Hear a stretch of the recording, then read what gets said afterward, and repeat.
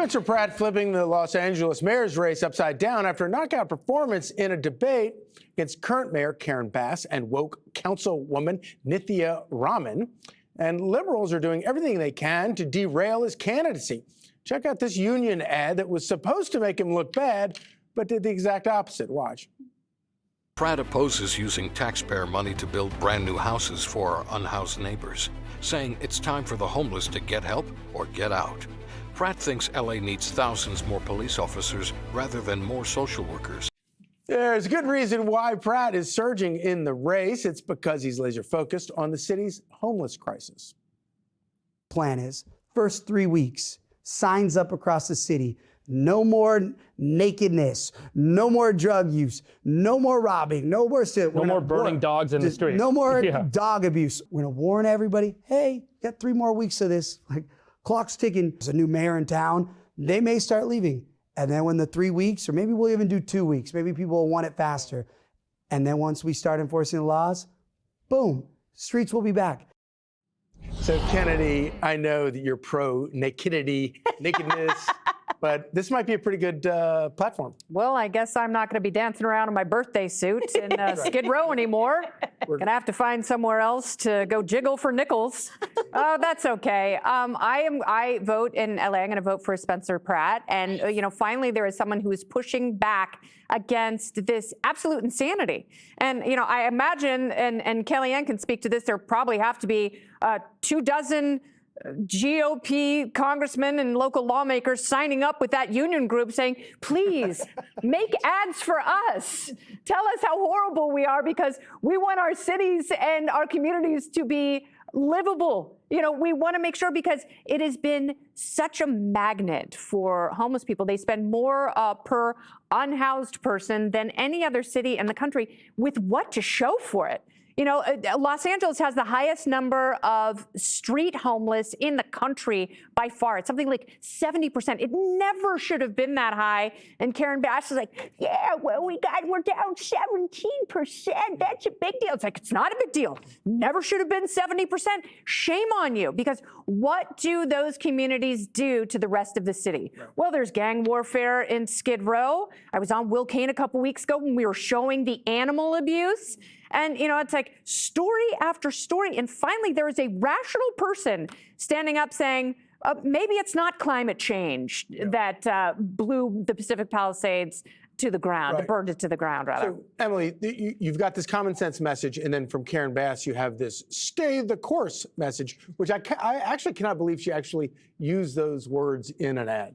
I know. I love this ad so much, and I wished it had I kept waiting for there to be something sort of like really negative. And then I was like, at the end, I'm like, wait, this is amazing. Indeed, sir. I wanted it to go on like, and he doesn't believe we should put men in women's sports. And he doesn't believe that we should, give everyone a free needle. And it was astounding to me how they use the word Republican as a pejorative and then think that that's going to carry the messaging when you're absolutely right. And the thing about the homeless population to me that I see there in California is that it sort of represents the most intense and exponentially increased statistic of anything horrible, the highest sexual assaults category and assaults and disease and so much more.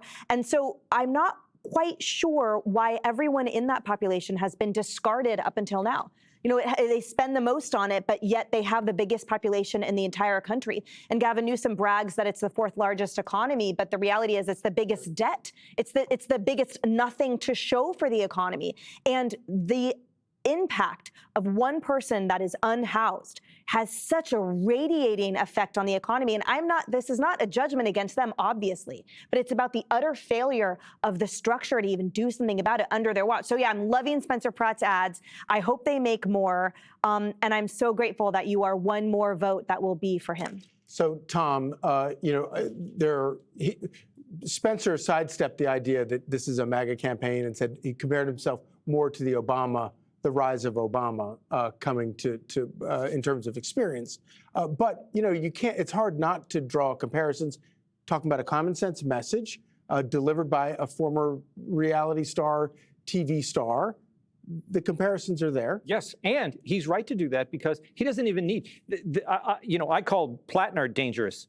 In a similar way, he's dangerous in Los Angeles, but it's in a different way. Plattner's needed by the Democrat Party because they need another vote so they can impeach Trump. It's a national issue. That's why they want him, and that's why they're going to give him money. He has nothing to do with national Republicans. His only responsibility is saving that once great city. And yes, he should take out ads. He shouldn't do a parody of this ad, which I thought this ad was a parody. When they sent it to us this morning, I thought, okay, they're going to send a thing back saying, sorry that we were fooled. That was the B or whatever. It's not a parody. I mean, but it is. He should take the ad out. Use the same ad. They go, do you see these high-end condos? Spencer Pratt does not want to give these to the homeless. No, I don't. So he should run the exact ad. And then at the end say, I'm Spencer Pratt and I approved of this message. The ads themselves have become the best parodies. Yes. Kellyanne, bring this all down to planet Earth for us. So she is the only poll that we have on this. He's 10 points behind her. But she's at 25. She's the incumbent. That's the key. And she's getting beaten by don't know. That's the key. I always tell people in bluer areas, don't pay attention to the margin, pay attention to where the incumbent is. Yeah. And if he or she is anywhere in this disastrous number, Karen Bass now is ditching debates. Remember, this is the same mayor who was in Ghana. She was in Africa, not in LA when they had the wildfires. And her water czar was long on czar and short on water. They didn't have enough water. And yes, I speak like a Philadelphia water. And here's the thing about Spencer Pratt. I want to bring it back to him. You're absolutely right that I see a lot of analogies to the rise of Trump because only an outsider, a true outsider, can call out the corruption. Only a true outsider can call out the incompetence. And only a true outsider can say what Spencer Pratt is saying, which is basically believe your own eyes, not what they say, but what you see.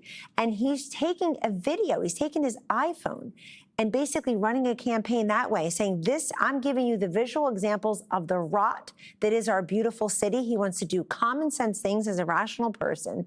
And the reason that he's catching on, I believe, is because he sounds like a lot of the folks he would want to represent. And he's got a twist. He's also reminding you that the problems don't exist because nobody's tried to solve them. They've tried to solve them with money.